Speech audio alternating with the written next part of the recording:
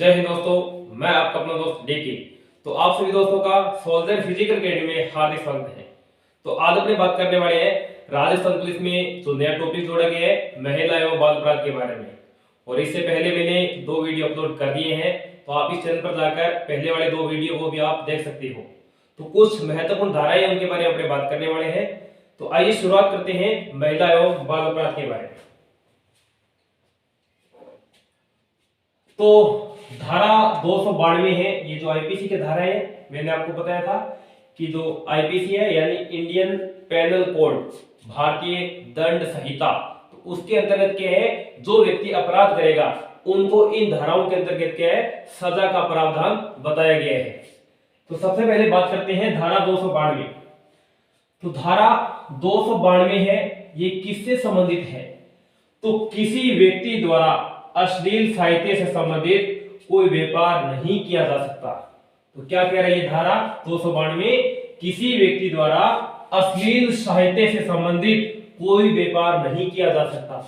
अगर वह ऐसा करता है तो उसे 7 साल की सजा का प्रावधान है। क्या है? 7 साल की सजा का प्रावधान है। अश्लील साहित्य यानी गलत वीडियो भेजना, गलत पुस्तक भेजना, उसे क्या बोलते हैं? अश्लील साहित्य। अगर वह इन चीजों को व्यापार कर रहा है तो उन्हें 7 साल की सजा का प्रावधान है। आगे बात करें, धारा 292 हमने पढ़ ली है।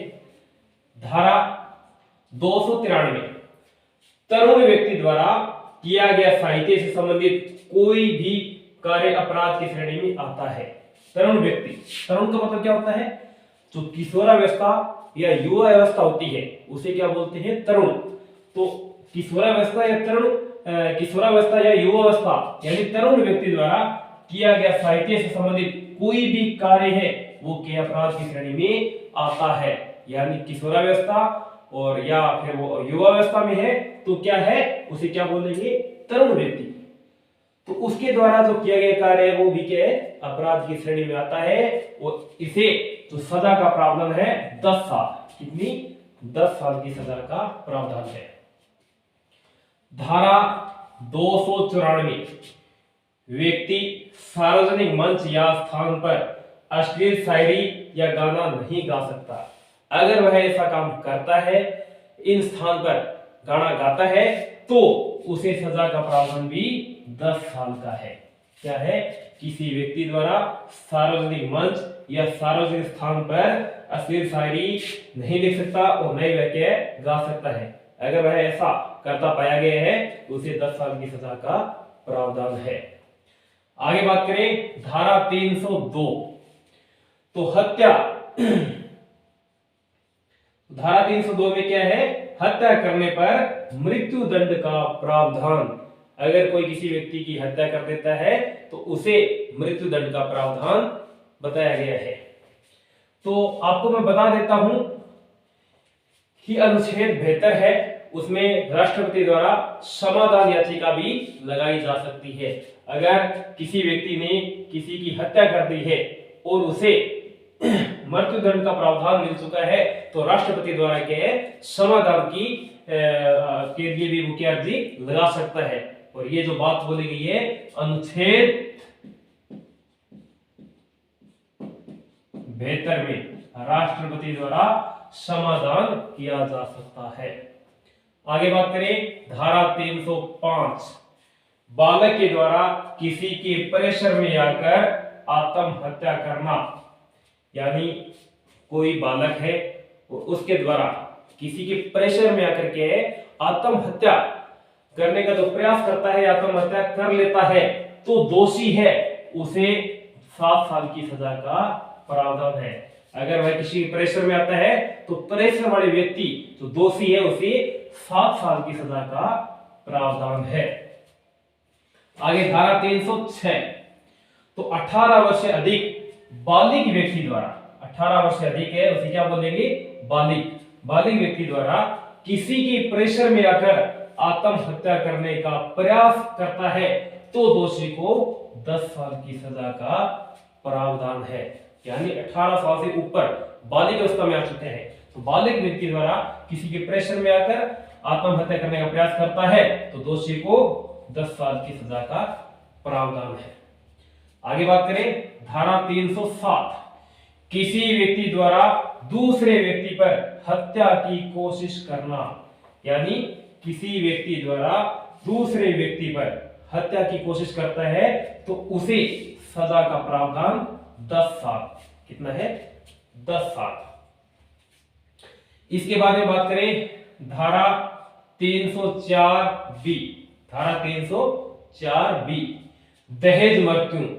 तो दहेज मृत्यु किस प्रकार होता है? यानी दहेज के प्रति विवाह से 7 वर्ष के भीतर प्रताड़ित करके मारना, यानी दहेज के लिए क्या है, उस महिला को प्रताड़ित करके क्या है, उसे मार दिया जाता है, और वो भी कितने वर्ष के अंदर? 7 वर्ष के भीतर प्रताड़ित करके मारता है तो उसे न्यूनतम 7 साल की सजा है और अधिकतम आजीवन कारावास हो सकता है।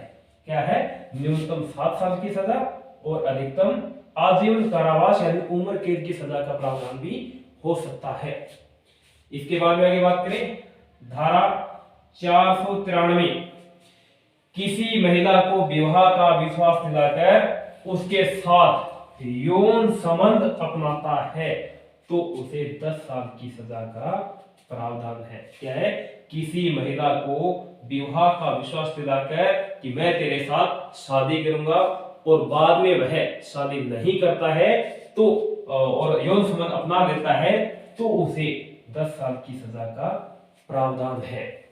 आगे बात करें इसके बाद में धारा 494, विवाहित युगल द्वारा जीवित रहते हुए दूसरी शादी करना, यानी विवाहित युगल यानी जो विवाहित जोड़ा है उनके जीवित रहते हुए दूसरी शादी करना, अगर वह ऐसा करते हैं तो उन्हें भी 7 साल की सजा का प्रावधान है। क्या है? 7 साल की सजा का प्रावधान है। तो जल्दी से दोस्तों स्क्रीनशॉट ले लीजिए और आगे चलते इसके बाद में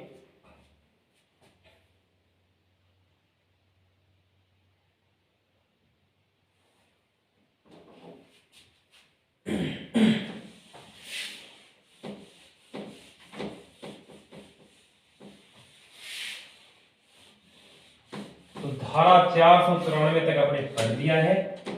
इसके बाद में आगे बात करें अपने धारा 495,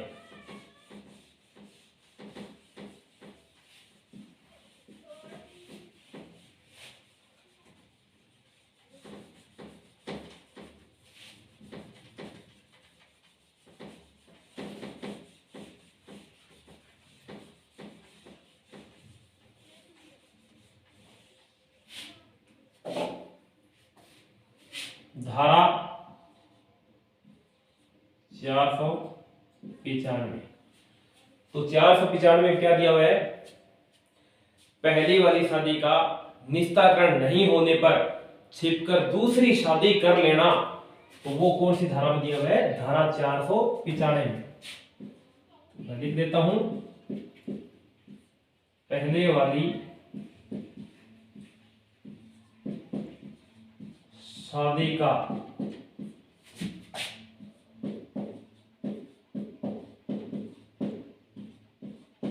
निस्तारण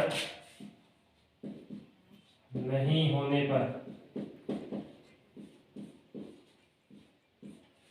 पर दूसरी शादी करना, दूसरी शादी करना, तो उसे कम से कम 10 साल की सजा का प्रावधान है। तो मैंने आपको बताया धारा 495 में क्या है? पहले वाली शादी का निस्तारण नहीं होने पर दूसरी शादी कर लेना, तो उसे सजा का प्रावधान 10 साल है। आगे बात करें धारा 496। तो धारा 496 क्या है? छल पूर्वक या कपट पूर्वक विवाह करना।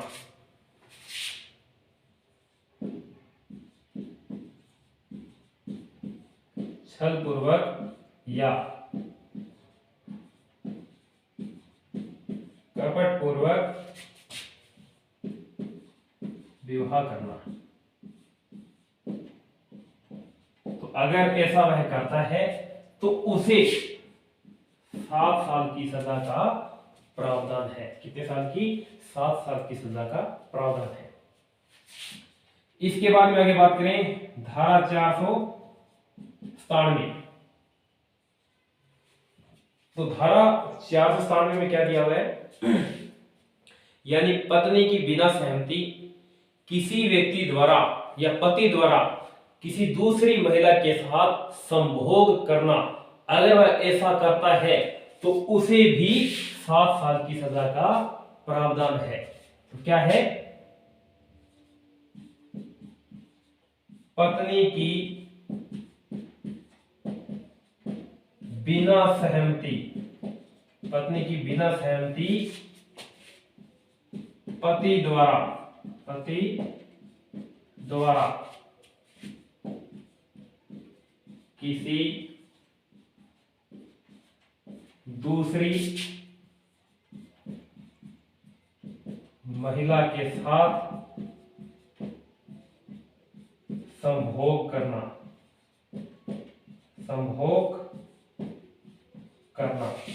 अगर वैसा करता है उसे भी 7 साल की सजा का प्रावधान है। तो मैंने आपको बताया कि पत्नी की बिना सहमति, यानी उनकी सहमति नहीं है और फिर भी क्या है, दूसरी महिला के साथ संभोग कर लेता है, तो उसे 7 साल की सजा का प्रावधान है। तो धारा 497 में पढ़ चुकी हैं। इसके बाद में बात करें धारा 498। धारा 498 तो 98 के अंदर क्या दिया हुआ है? यानी विवाह का लालच देकर या बहला फुसलाकर उसका अपहरण कर लेना। तो धारा 498 क्या है? विवाह का लालच या बहला फुसलाकर अपहरण करना।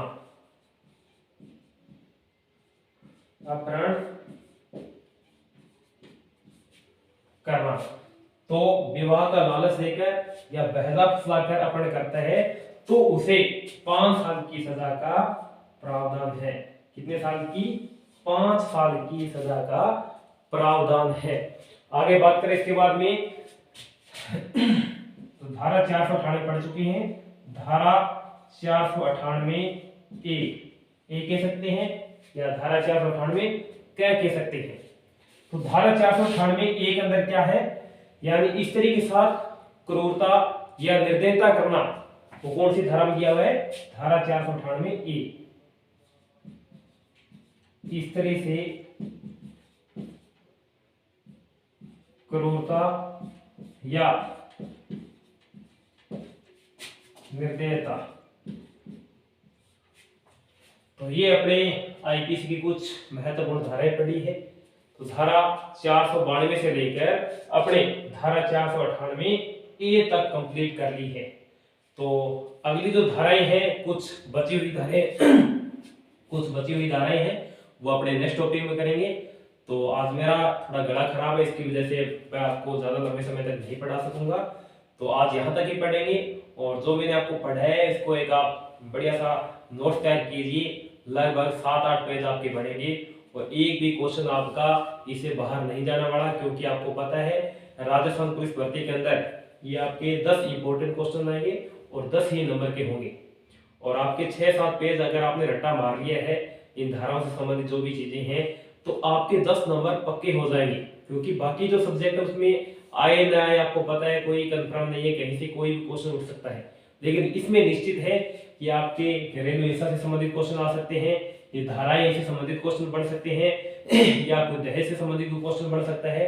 तो ये पेट सिलेबस है एक और 8-10 पेज है, वो आपको याद करने पड़ेंगे और आपके 10 नंबर पक्के हो जाएंगे। तो ठीक है दोस्तों, आज यहाँ तक पढ़ेंगे और वीडियो को ज्यादा से ज्यादा आप लाइक करना और आगे दोस्तों में शेयर करना।